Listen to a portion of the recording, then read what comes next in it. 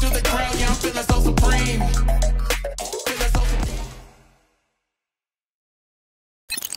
Bonjour à tous, je suis Yoann Mallet, je suis un des anesthésistes de Quincy Anesthésie et aujourd'hui on va parler de la problématique du soft point dans la chirurgie arthroscopique de l'épaule vigile. Alors soft point, mythe ou réalité, on va discuter de ça.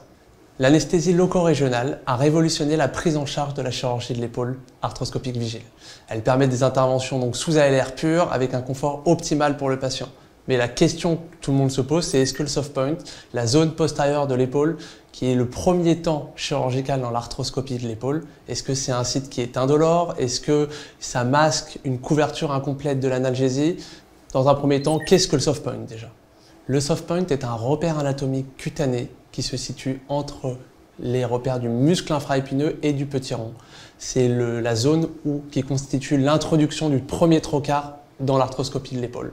L'intérêt de cette zone, c'est qu'elle est supposée comme étant peu vascularisée, relativement loin du plexus brachial, qui facilite donc l'accès à l'articulation glénomérale sans douleur et surtout sans risque de lésion du plexus.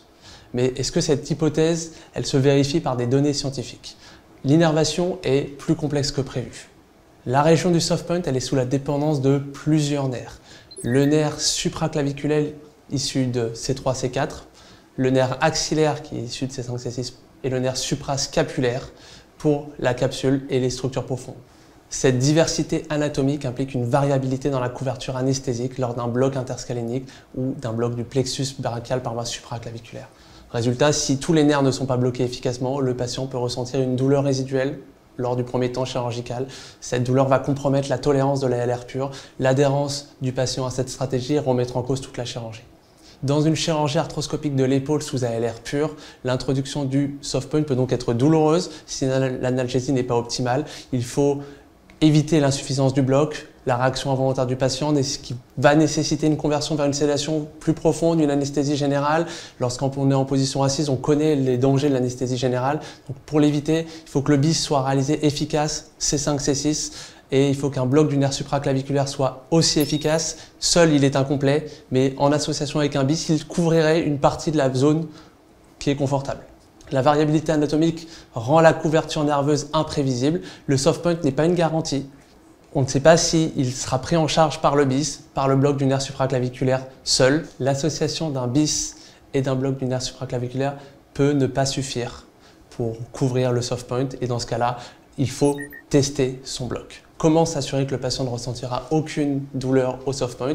La réponse, elle est simple. Il faut tester, il faut compléter si on sait que ce n'est pas nécessaire. Donc tester avant l'incision, tester avec un test chaud-froid, tester avec une aiguille. Il faut tester la zone d'entrée du soft point avant que le patient rentre en salle. S'il ressent une douleur, c'est que le bloc n'est pas complet, c'est que la zone n'est pas couverte. Dans ce cas-là, une infiltration locale associée avec de l'axylocaïne, de la carbocaïne, voire de la naropéine, même si c'est peu intéressant, va couvrir la zone d'incision, va couvrir le point d'entrée. Cette infiltration peut être réalisée par l'anesthésiste, par le chirurgien selon les habitudes de l'équipe et va permettre le confort, en tout cas du patient, lorsque le chirurgien rentrera dans l'épaule. Ça nécessite une connaissance parfaite de l'anatomie et surtout de la chirurgie. Il faut savoir où mettre le soft point, il faut savoir où mettre la croix qui sera le point d'entrée dans l'épaule. Il faut qu'il y ait une coopération complète entre l'anesthésiste et le chirurgien. Est-ce que le soft point est un mythe ou une réalité? C'est une réponse nuancée. Certaines fois, la zone d'entrée sera couverte par l'anesthésie loco-régionale, d'autres fois, elle ne le sera pas. Il faut pouvoir anticiper, il faut pouvoir l'associer à une anesthésie locale faite par l'anesthésiste ou le chirurgien, si besoin. Le soft point est une réalité clinique, en tout cas, elle est efficace. Et donc, au final, actuellement, dans la littérature, on ne sait pas ce qu'il faut faire. On ne sait pas s'il faut systématiquement faire l'infiltration ou pas. Et c'est pour ça qu'on a démarré une étude à Quincy, une étude pour tester l'implication du soft point dans la chirurgie arthroscopique vigile de l'épaule. Face à ces incertitudes sur l'innervation du soft point, on a lancé l'étude César, dont on vous présentera les résultats prochainement. L'objectif, c'est de démontrer que cette zone, elle est prise en charge par l'anesthésie loco-régionale standard et que l'infiltration complémentaire n'est pas nécessaire, ou en tout cas, n'est pas nécessaire si on teste son bloc. On réalise une cartographie précise des territoires anesthésiés après une ALR. Grâce à un test thermoalgique, on évalue objectivement l'efficacité du bloc sur l'ensemble de l'épaule, sur la motricité du bras, de l'épaule, les territoires nerveux qui sont bloqués et le soft point. Les premiers résultats de cette étude pourrait remettre en cause la nécessité de l'infiltration complémentaire du soft point, consolider les bases de l'anesthésie loco-régionale pure dans la chirurgie arthroscopique de l'épaule.